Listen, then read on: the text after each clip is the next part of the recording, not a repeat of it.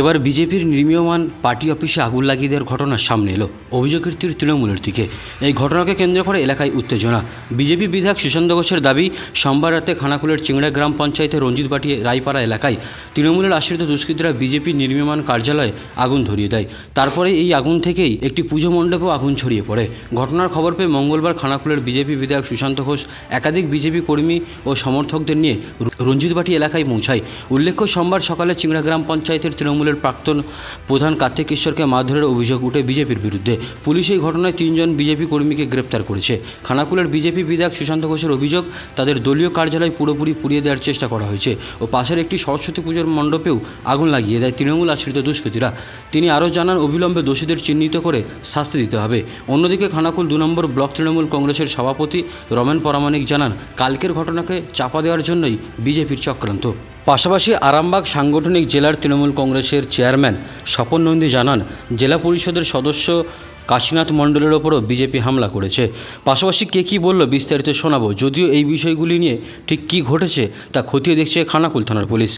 বিষয়টা নিয়ে দেখুন, গতকাল গভীর রাত্রে একদল তৃণমূল কংগ্রেসের হারমাত আমাদের এখানে একটা পার্টি অফিস তৈরি হচ্ছিল এই রঞ্জিতবাটি গ্রামে। এই পার্টি অফিসটাই আগুন ধরিয়ে দেয়।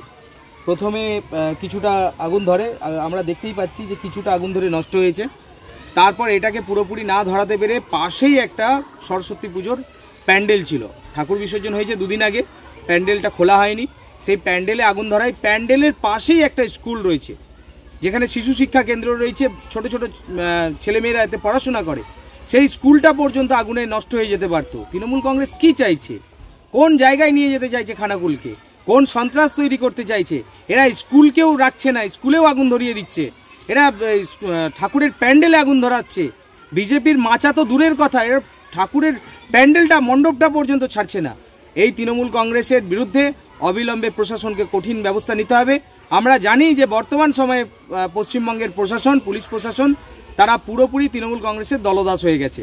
তৃণমূল কংগ্রেস যেদিকে নাড়াচ্ছে সেদিকেই নড়ছে, বাকি আর এরা অন্য কিছু দেখতে পায় না। খানাকুলেও কালকে আমরা দেখলাম একটা ঘটনা ঘটেছে, সেই ঘটনায় পুলিশ ঝাঁপিয়ে পড়েছে। অথচ যখন এমএলএর গাড়ি ভাঙা হয়, যখন এমএলএর উপরে অ্যাটাক করা হয়, পেট্রোল বোমা ছোড়া হয়, তখন এই পুলিশ দেখতে পায় না। যখন তৃণমূল কংগ্রেসের নেতারা বন্দুক হাতে নিয়ে, বোম হাতে নিয়ে ছোটে, পুলিশকে বোম মারে, তখন এই পুলিশ দেখতে পায় না। খানাকুলের বুকেই পঞ্চায়েত নির্বাচনে পুলিশকে বোম মারার মতন ঘটনা ঘটেছে, কিন্তু পুলিশ সেখানে কোনো স্টেপ নেয়নি, ছোটো জগন্নাথ হয়ে বসে আছে।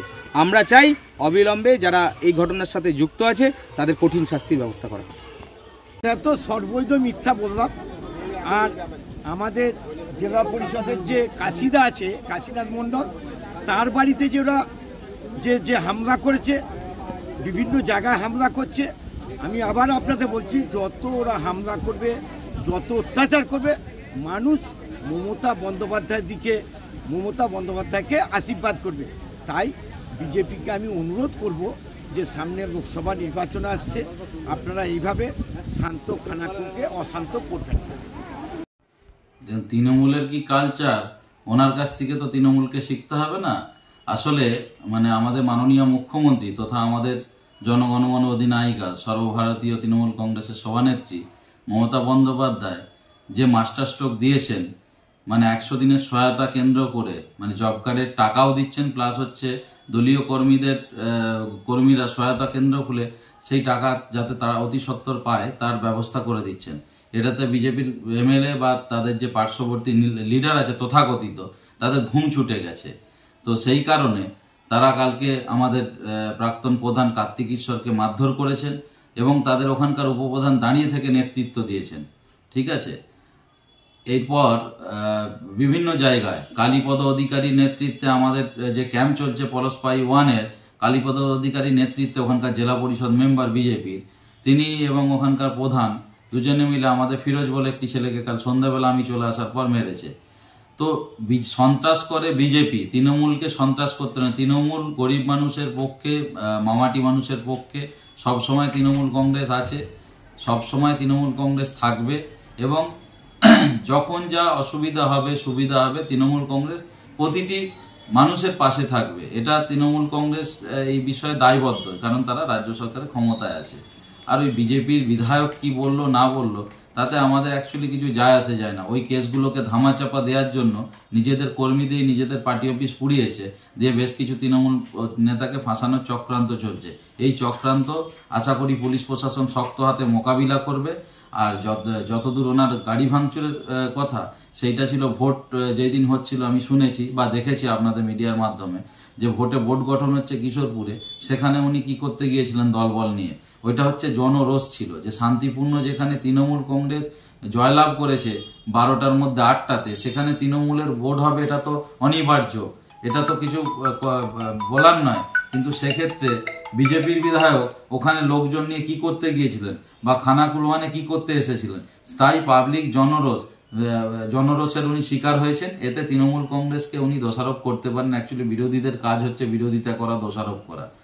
আর এটা যেটা পার্টি হবে, তৃণমূল হচ্ছে কালচার, সংস্কৃতি এইসবের সাথে থাকে। আর দেখবেন যখন রাম মন্দির উদ্বোধন হচ্ছিল, তখন দেখবেন বিজেপির যারা হচ্ছে হনুমানগুলো আছে, তো তারা হচ্ছে মদ মাংস খেয়ে, রাম পুজো হচ্ছে সেখানে মদ মাংস খেয়ে অত্যাচার চালাচ্ছে। সেই দিনেও আমাদের গাড়ি ভাঙচুর হয়েছে। তো অত্যাচার সংস্কৃতি ওদের মধ্যে এইগুলো ভরে ভরে আছে, অত্যাচারী ওরা।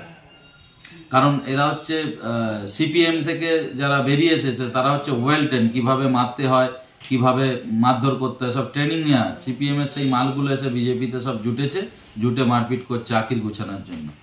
রঞ্জিত বাড়ি ঘটনাটা তাহলে কি বলছেন? একদম ওরা নিজেরা ওইটা আগুন ধরিয়েছে, ধরিয়ে হচ্ছে যাতে, যেহেতু একটা চিংড়াতে ঘটনা ঘটেছে, আমাদের প্রধানকে মার ধরেছে, তো চিংড়ার মাটি ওখানে সাধারণ পাবলিক ছোটাচ্ছে। কালকে আমরা গোটা চিংড়া ঘুরেছি, তো সেই কারণে একটা নতুন করে ইস্যু করে যাতে হচ্ছে মাটি ফিরে পায়, তার চেষ্টা চলছে আর কি।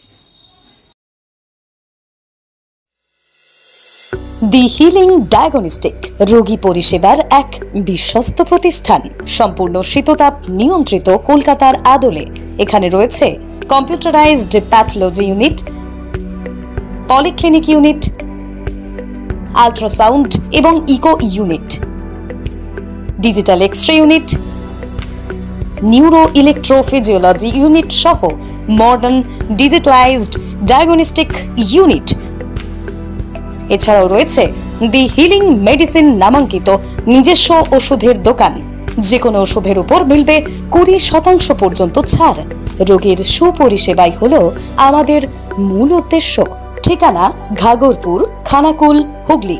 যোগাযোগ নম্বর 9564644000 অথবা যোগাযোগ করুন 9332009403 এই নম্বরে।